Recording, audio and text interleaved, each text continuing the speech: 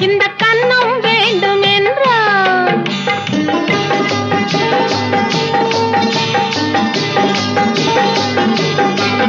நான் தண்ணீர் பந்தலில் நின்றிருந்தேன், அவள் தாகம் என்று சொன்னாள்.